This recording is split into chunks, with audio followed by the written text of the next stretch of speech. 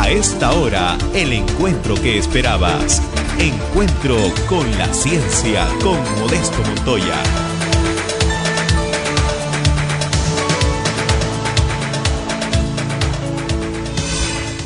Muy bien, ahora vamos a pasar al siguiente capítulo, que es el diseño metodológico de la investigación. Entonces, nosotros ya hemos identificado problemas, objetivos, hipótesis, y ahora vamos a diseñar la metodología. ¿Cuál es el propósito? Es responder a las preguntas de investigación, cumplir los objetivos de estudio y someter la hipótesis a prueba. ¿Y cuáles son los tipos de investigación? Sampieri es un autor que sirve de base a muchas investigaciones a nivel internacional, uno de los muchos autores de investigación científica reconocidos en Latinoamérica, ¿no? Y entonces él y otros autores llegan a la conclusión de que hay dos tipos generales de investigación: los no experimentales y los experimentales. Los no experimentales, ¿no?, se subdividen a la vez en estudios transeccionales o transversales y luego en los estudios longitudinales o evolutivos. ¿Cuál es la diferencia entre uno y otro? Que el transversal hace un estudio de un corte en un solo momento determinado en el tiempo. En cambio, el estudio longitudinal es un estudio a largo plazo. ¿Correcto? Muy bien. Seguimos.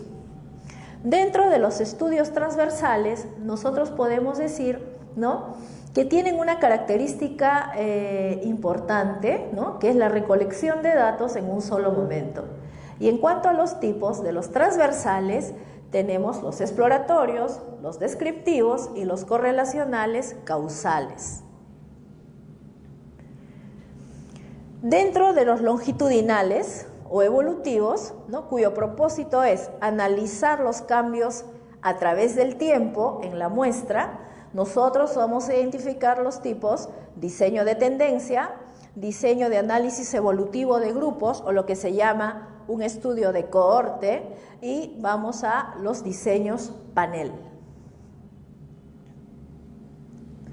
Y dentro del grupo de los experimentales, que alguien me preguntaba hace un momento, ¿no?, tenemos el preexperimental, el cuasi experimental y los experimentos puros. Aquí vamos también por niveles. El nivel más básico es el preexperimental, donde hay un grado de control mínimo de la muestra. El cuasi experimental, donde nosotros trabajamos con grupos intactos, pero podemos trabajar un antes y un después de la muestra, ¿correcto? Y los experimentos puros, en el cual nosotros manipulamos las variables, ¿correcto? Y vamos a medir variables dependientes. Y vamos a poder estudiar en dos o más grupos cuando yo realice, ¿no?, el proceso de investigación, cuando yo realice mi procedimiento en el laboratorio.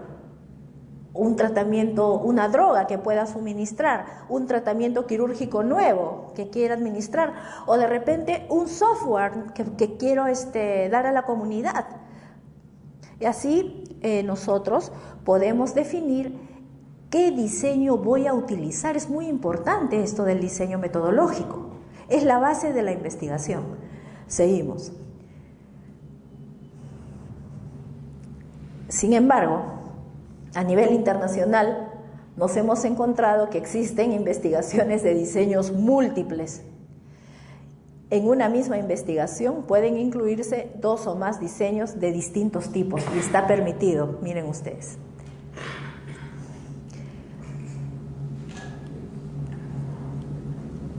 Existe, dentro de la clasificación de los tipos de la investigación según la tendencia, investigaciones cuantitativas y cualitativas. La cuantitativa es una investigación clásica. Describe, analiza o experimenta las variables de estudio, es tangible, observable, medible. Y siempre precisa de un mayor número de individuos a investigar, pero depende del diseño que estoy planteando.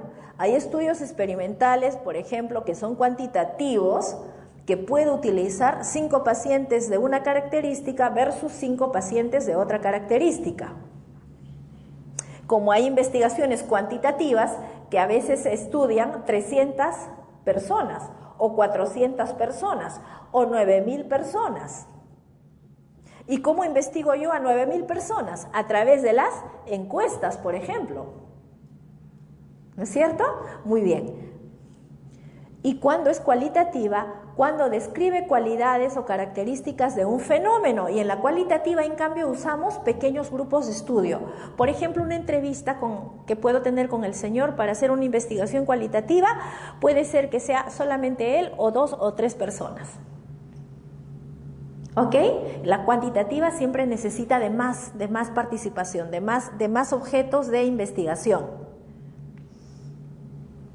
Según la orientación, para los que hacemos medicina, estomatología, enfermería, obstetricia, todos los de ciencias de la salud, la investigación clínica e epidemiológica, que es muy importante en nuestro país, la epidemiología. Muy bien, entonces, la investigación epidemiológica, ¿correcto? Básicamente tenemos, por ejemplo, el estudio descriptivo comparativo, que es observacional, retrospectivo y prospectivo, es transversal, descriptivo y comparativo. ¿Cuándo es descriptivo y cuándo comparativo? Descriptivo es cuando describe las características del hecho fenómeno. Por ejemplo, yo, ¿no? Yo me describo, es una persona de estatura media, de cabello negro, ¿no es cierto? De peso mediano, ¿no? Pero entonces, si yo hago un trabajo comparativo, yo por ejemplo, me voy a comparar con usted, ¿no? Estoy comparando la especie A con la especie B, eso ya es un trabajo, veo las características de la especie B, de talla mediana, varón, ¿no? Entonces, ¿qué estoy haciendo? Estoy comparando. Muy bien.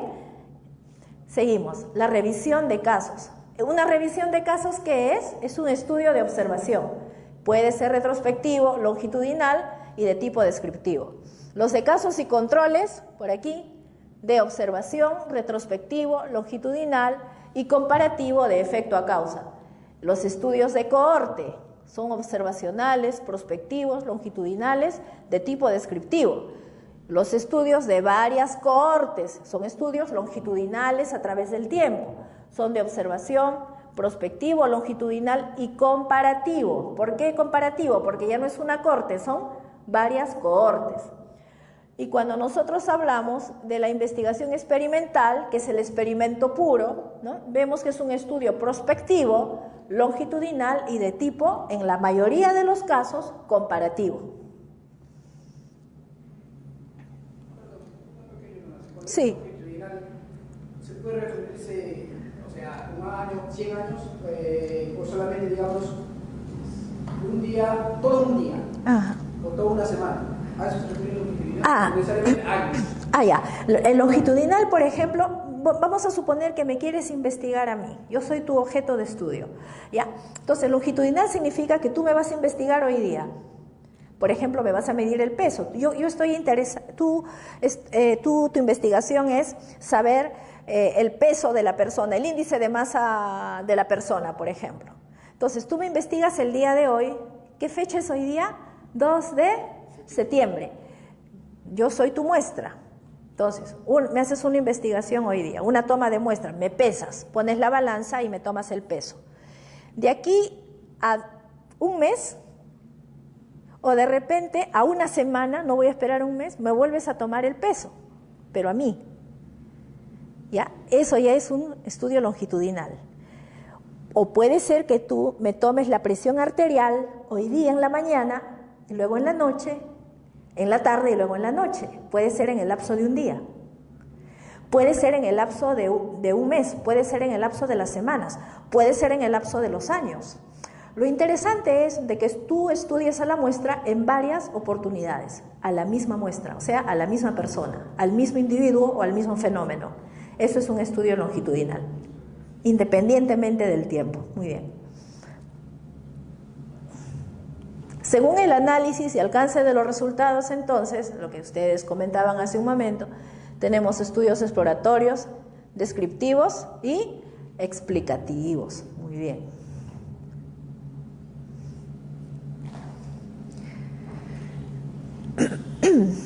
Y bueno, existe mucha bibliografía al respecto, ¿no? Por ejemplo, ¿no? Dentro de los criterios de clasificación, miren ustedes, de los tipos de investigación, y para que sigamos leyendo siempre cada vez más, de acuerdo a la intervención del investigador. Hay estudios observacionales y experimentales. Esto ya es por el investigador. ¿Cuándo es observacional? ¿No? El investigador no interviene manipulando la variable, solo la observa, la mide, la cuantifica. Por ejemplo, tenemos observacionales descriptivos y los observacionales analíticos. Hace un momento, ¿quién me preguntó acerca de la cepa bacteriana? El señor, ¿no? Ajá. ¿No? Por ejemplo, el suyo estaría ubicado en un observacional analítico. Ahora, si usted manipula la variable, correcto, ya viene a ser un estudio de tipo experimental.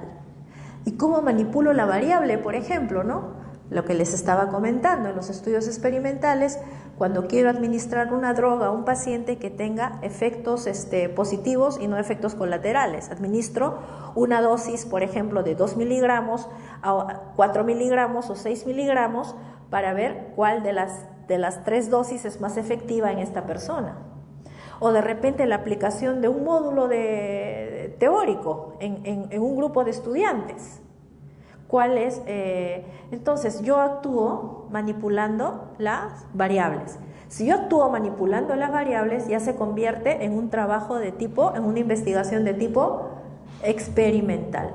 Y la característica de los experimentales es que son prospectivos, longitudinales, analíticos y de nivel de investigación, para explicar la causa-efecto, variable causal, variable efecto, y deben de ser controlados, ¿no? Los estudios que son controlados en ciencias médicas son de simple ciego, de doble ciego o triple ciego, para que el investigador no sepa cuál de los medicamentos, ¿no? O cuál de las técnicas quirúrgicas ha sido más efectivo. Simplemente no se le dice a la hora de los resultados, se ciega al investigador para que no se parcialice por una determinada muestra o fármaco.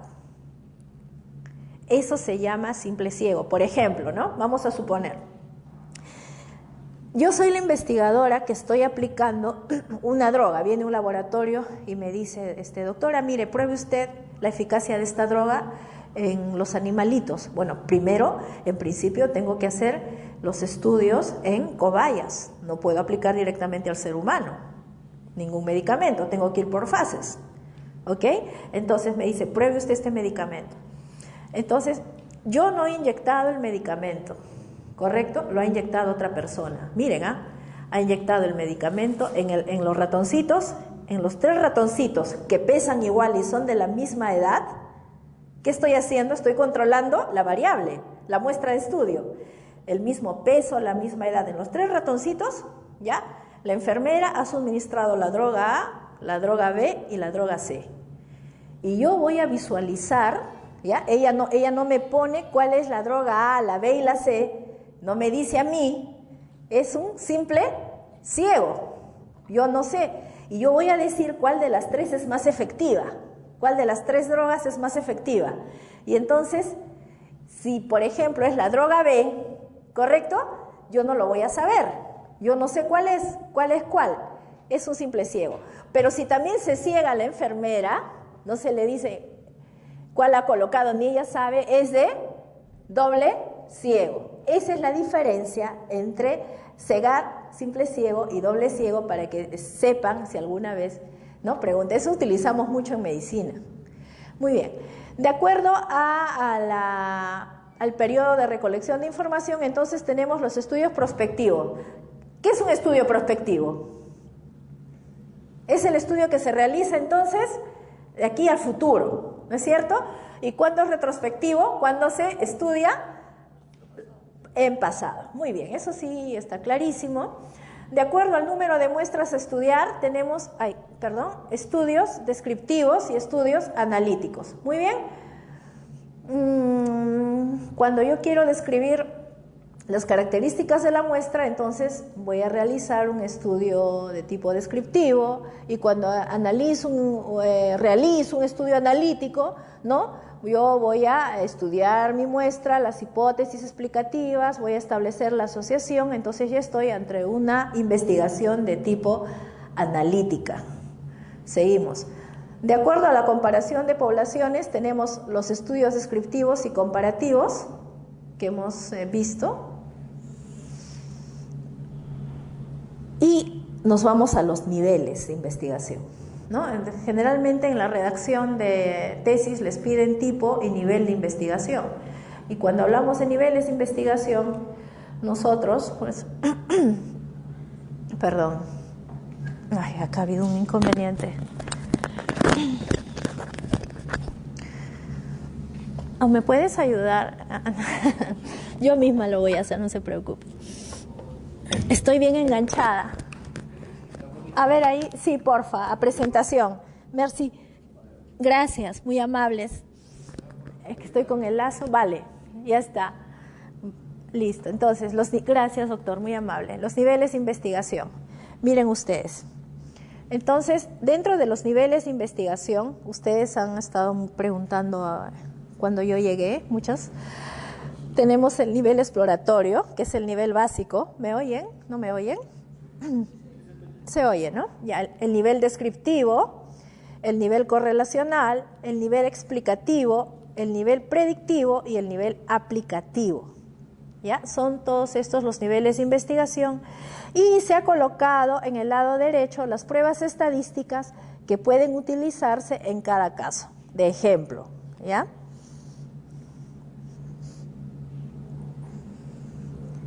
Muy bien. Debo agregar también adicionalmente que hay métodos de investigación. Existen dos métodos principales, los métodos lógicos y los métodos empíricos. El método lógico usa el pensamiento en sus funciones de deducción, análisis y síntesis.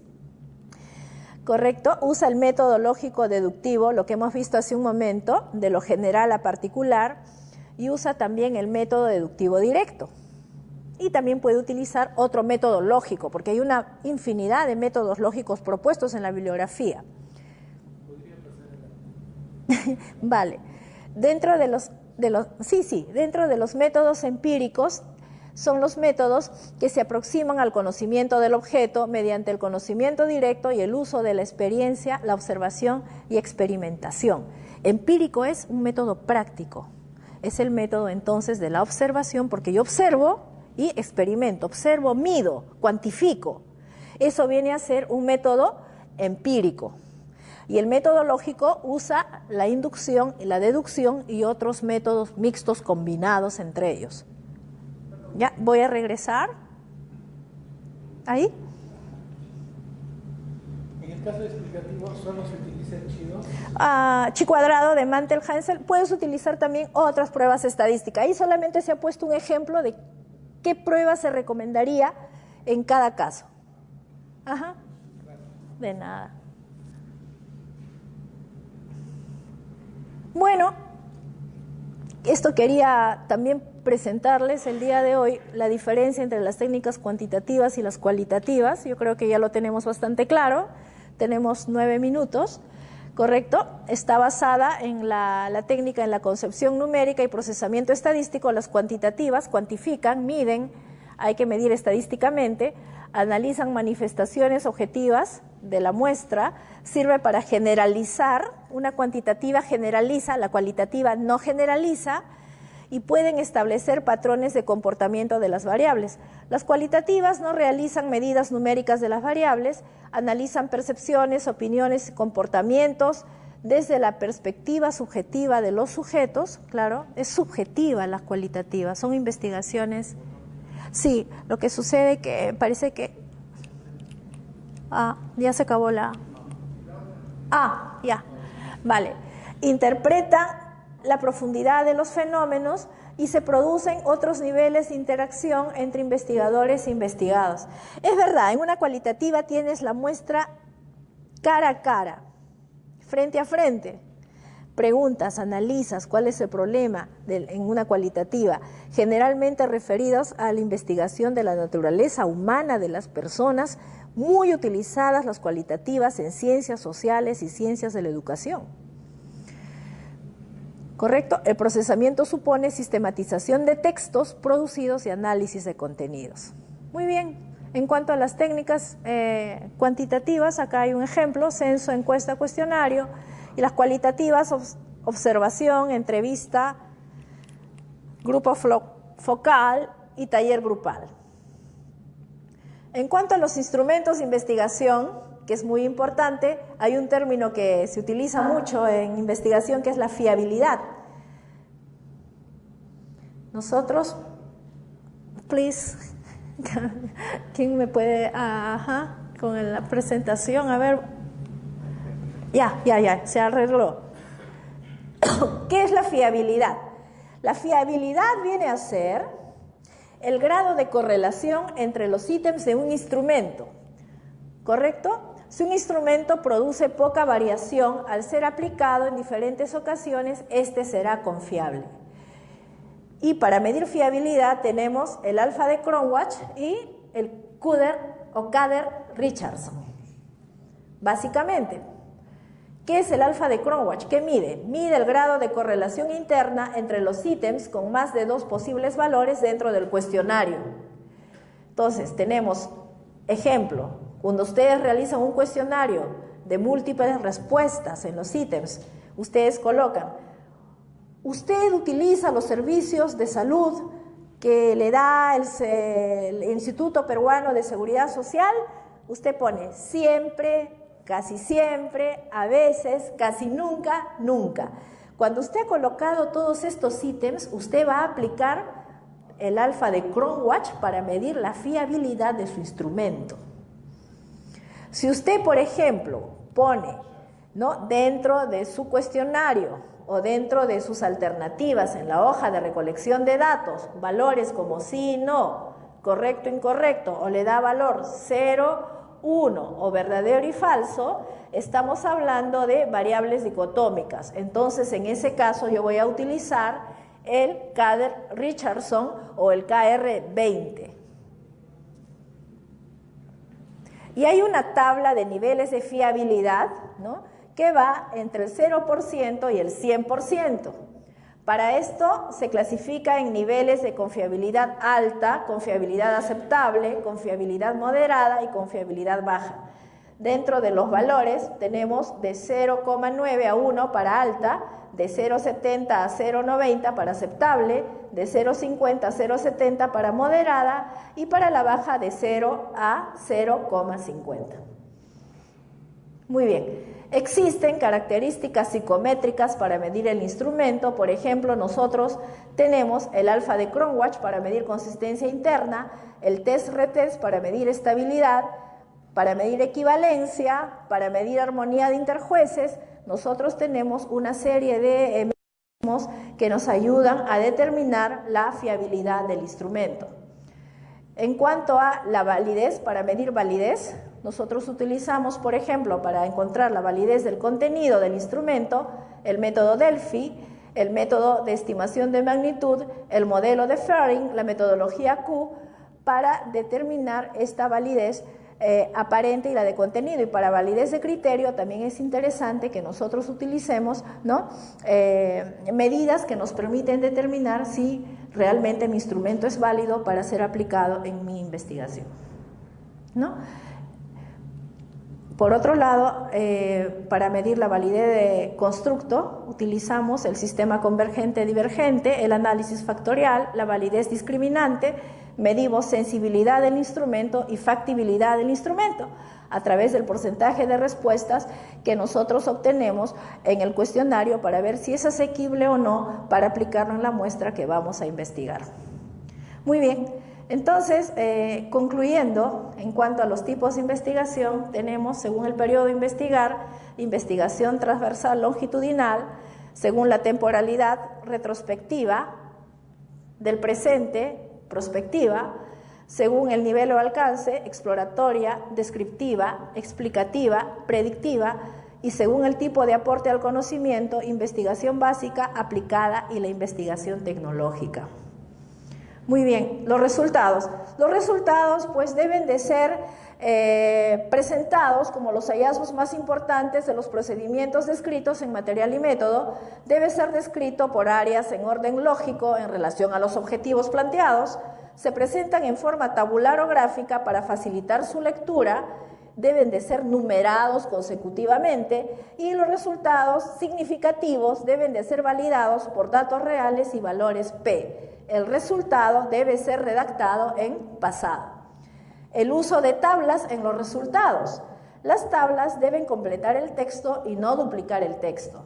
Se debe evitar líneas horizontales y verticales internas, se debe utilizar leyendas, utilizar puntos decimales, no comas, y si algún dato de la tabla fue publicado anteriormente, se debe colocar una nota al final de la tabla con el nombre del autor. Muy bien, este es el ejemplo de la presentación de una tabla de los resultados. Observen ustedes que la tabla va numerada, lleva un título de la tabla, ¿correcto? Lleva el grupo de estudio, el grupo 1, el grupo 2, la media, los valores estadísticos, la desviación estándar, la prueba de Shapiro-Wilk, etcétera, que usted ha utilizado, y en la parte final de la tabla va la leyenda, que da una explicación a lo resaltante que presenta nuestra tabla cuando nosotros redactamos los resultados o presentamos los resultados. ¿Puedes poner el anterior? A ver. Vale.